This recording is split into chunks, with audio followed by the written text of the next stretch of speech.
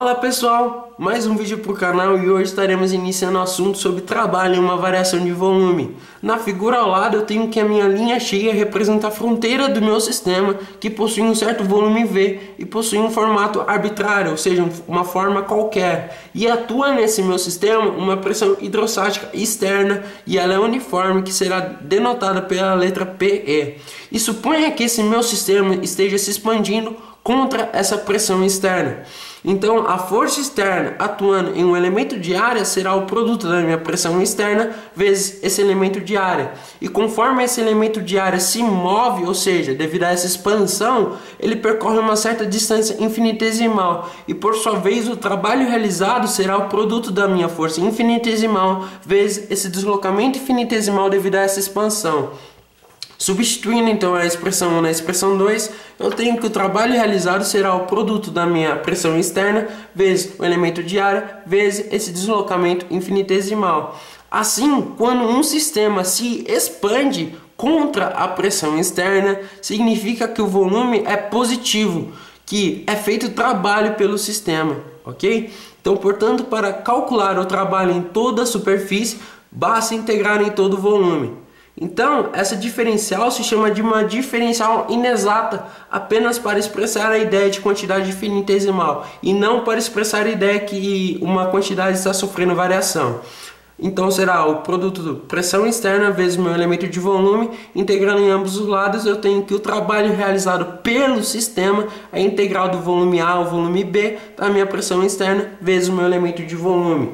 Um segundo caso é quando o sistema é comprimido, resulta que o meu elemento de volume é negativo e diremos que é feito trabalho sobre o sistema, o qual pode ser representado por essa diferencial inexata igual a negativo da minha pressão externa vezes o meu elemento de volume. Portanto, o trabalho realizado sobre o sistema vai ser o negativo da minha integral do volume A ao volume B da minha pressão externa vezes o meu elemento de volume. Bom, mas qual que é a unidade de trabalho?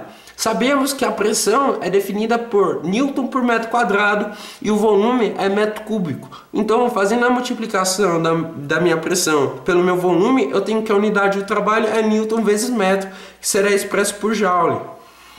O trabalho das forças externas sobre uma fronteira de um sistema é chamado de trabalho externo.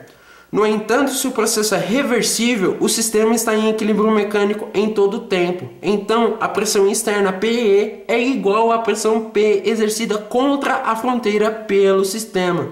Portanto, em um processo reversível, podemos substituir a letra PE por P, que é a pressão exercida contra a fronteira pelo sistema. Então, um trabalho total em que o volume muda de VA para VB é definido pela integral de VA a VB da pressão vezes o meu elemento de volume. Quando a natureza do processo é especificada, a pressão pode ser expressa como função do volume através da equação de estado do sistema e a integral pode ser avaliada. Se a relação entre pressão e volume de um sistema for caracterizada por um processo quase estático, onde todas as suas etapas intermediárias são de equilíbrio, portanto, posso representar esse estado no gráfico PV, porque em cada etapa, volume e pressão estão bem definidos. Um diagrama como esse especifica para cada valor de volume de um sistema o valor de sua pressão. É chamado de diagrama de Clapeyron, onde posso expressar a lei dos gases ideais como sendo PV NRT, onde P é a pressão, V é o volume, N é o número de mols, R, a constante universal dos gases ideais e T é a temperatura em Kelvin. Portanto, posso representar todos os estados que correspondem a um mesmo valor de temperatura, fixo um valor de temperatura e P e V não estão bem definidos. Ou seja, posso ter inúmeros valores de pressão e volume para aquela temperatura. Todos os pontos que correspondem a uma mesma temperatura são ditos estarem sobre a mesma isoterma, ou seja, todos os pontos que correspondem a uma mesma temperatura estão a uma mesma curva e essa curva será chamada de isoterma, o qual significa é um local geométrico dos valores correspondentes de pressão e volume a uma mesma temperatura. Portanto, PV/nRT, se o produto PV é fixo, já que a temperatura foi fixada. Portanto, se eu estou fixando a temperatura, o produto PV é fixo também. Assim, o produto de duas grandezas fixas no gráfico gera uma hipérbole. Todos os pontos sobre a isoterma correspondem a uma mesma temperatura. Essa se trata de uma isoterma de um gás perfeito, ok? E qual dessas isotermas tem uma temperatura maior? Se eu estou fixando o meu número de mol. Bom, graças ao número de mol fixado, eu posso comparar então essas temperaturas. Para que essa temperatura T2 seja maior, significa que o produto PV seja maior do que o produto PV na minha temperatura T1, ok? Então, o trabalho em uma pequena variação de volume pode ser representado pela área PdV, onde dV é o meu elemento de volume, de uma estreita faixa vertical, como mostra a figura. O trabalho total em um processo quase estático é proporcional à área entre a curva representativa do processo e o eixo horizontal, limitadas por linhas verticais como VA e VB, ok? Então, se o trabalho for positivo, significa que o processo efetua no sentido mostrado na figura, ou seja, do estado A para o estado B. Então, o meu elemento de volume é positivo. E se o trabalho é negativo, é quando o processo se efetua no sentido contrário, ou seja, do estado B para o estado A. Então, o meu elemento de volume é negativo. No processo isocórico, o trabalho é evidentemente nulo, uma vez que em tais processos o meu volume é constante. Então, se o meu volume é constante, o meu trabalho é nulo, porque depende da variação do volume. No processo isobárico é quando a pressão é constante, ou seja, o trabalho feito pelo sistema é definido da seguinte modo: já que a pressão é constante, ela pode sair da integral e fica apenas a integral de VA/VB do meu elemento de volume. Portanto, o trabalho total é definido pela pressão vezes a variação de volume.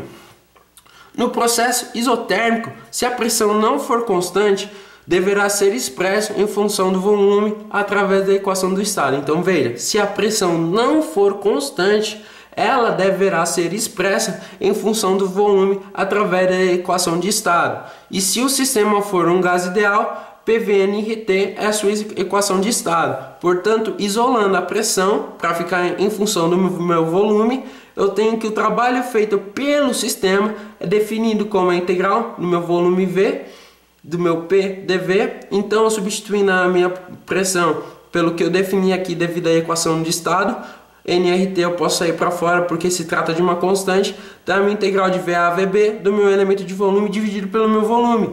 Essa integral aqui representa o ln, então avaliados nos limites de integração final menos inicial, eu tenho isso, ok?